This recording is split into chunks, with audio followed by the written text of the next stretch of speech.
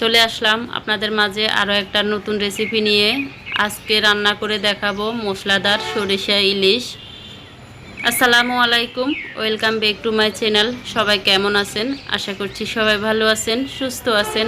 আলহামদুলিল্লাহ, আল্লাহর অশেষ রহমতে আমরাও ভালো আছি। তো আমি আজকে মশলাদার সরিষা ইলিশ রান্না করে দেখাবো আপনাদেরকে।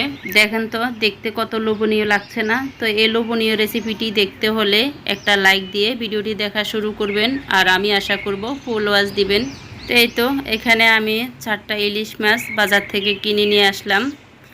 যদিও সবগুলা রান্না করব না, আমি শুধু 6 পিস মাছ রান্না করব, আর বাকিগুলা হচ্ছে আমি ফ্রিজে রেখে দিয়েছি। এখানে আমি একটা মাছে কেটে নিয়েছি। মাছটা ভালোভাবে আঁশ ছাড়িয়ে কেটে ভালোভাবে ধুয়ে পরিষ্কার করে পানি জড়িয়ে নিয়ে নিলাম। এখন তাই তো একটা পাতিল বসিয়ে দিলাম। আমি একে একে মশলাগুলো দিয়ে দিব। তা আমি দিয়ে দিচ্ছি হলুদ সরিষা বাটা 2 টেবিল চামচ।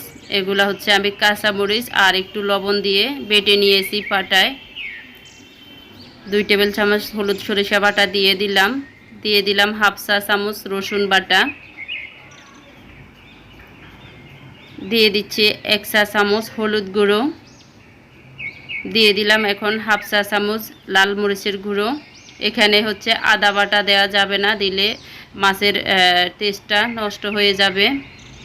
তো আমি দিয়ে দিলাম হাফ চা চামচ জিরা গুঁড়ো, হাফ চা চামচ ধনিয়া গুঁড়ো। তারপরে দিয়ে দিচ্ছি হাফ কাপেরও বেশি হবে পেঁয়াজ কুচি। এখানে পেঁয়াজগুলো একদম পাতলা করে কেটে নিতে হবে। তো দিয়ে দিলাম আমি স্বাদ মতো লবণ। তারপরে হচ্ছে দিয়ে দিলাম সরিষার তেল।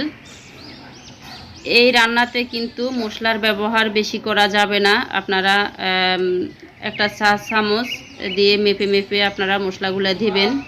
তো আমি ভালোভাবে সবগুলো এখন হাত দিয়ে মেখে নিচ্ছি। খুব ভালোভাবে মেখে নিতে হবে, এইভাবে কুচলিয়ে কুচলিয়ে।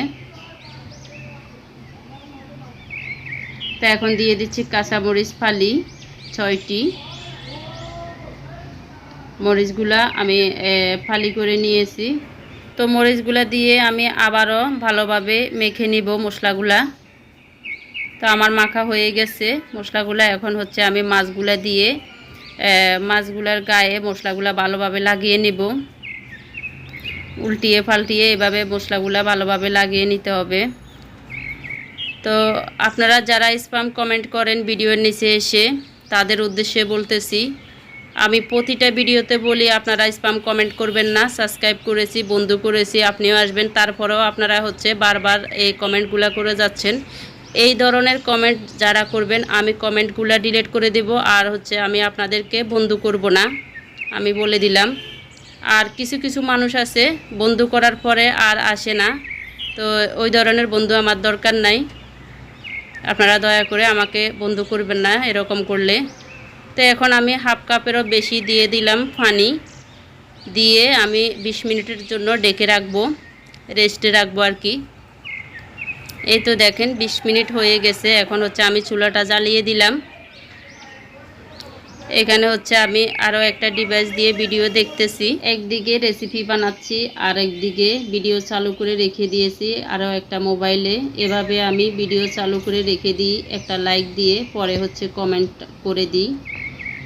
এই তো দেখেন আমার মাছগুলা কিন্তু বলক এসে গেছে। তো এখন আমি মাছগুলা উল্টিয়ে দিব।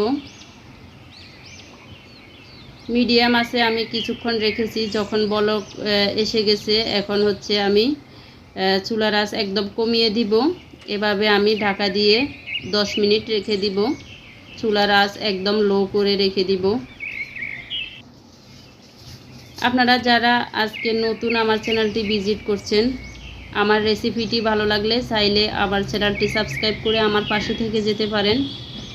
যারা ফেসবুক থেকে দেখছেন আমার ভিডিওটি, রেসিপিটি ভালো লাগলে চাইলে আমার পেজটি ফলো দিয়ে আমার পাশে থেকে যেতে পারেন।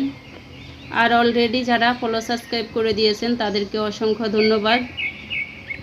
তো এখন আমি হালকা হাতে মাছগুলা উল্টিয়ে দিব। আমি এখানে হচ্ছে 6 পিস মাছ নিয়েছি, আর হচ্ছে মশলার পরিমাপটাও আপনাদেরকে দেখিয়ে দিছি। এর বেশি যদি মশলা ব্যবহার করতে যান তাহলে হচ্ছে মাছের স্বাদটা নষ্ট হয়ে যাবে। বেশি মশলার ব্যবহার করা যাবে না এখানে। আর হচ্ছে সরিষার তেল দিয়ে যদি এই রান্নাটা করা হয় আরও বেশি ভালো লাগে, বেশি মজার হয়ে থাকে। তো এই রান্নাটা সরিষার তেল দিয়ে করার চেষ্টা করবেন, নয়তো হবে না। তো আমার রেসিপিটি আপনাদের কাছে কেমন লেগেছে কমেন্ট করে জানাতে ভুলবেন না। দেখেন কতটা লোভনীয় হয়েছে রান্নাটি। সত্যি বলছি, আমি তো খাওয়ার পর ভয়েস দিচ্ছি, অনেক মজা হয়েছিল এই মশলাদার সরিষা ইলিশটা। খেতে কিন্তু খুবই ভালো লেগেছে আমাদের কাছে।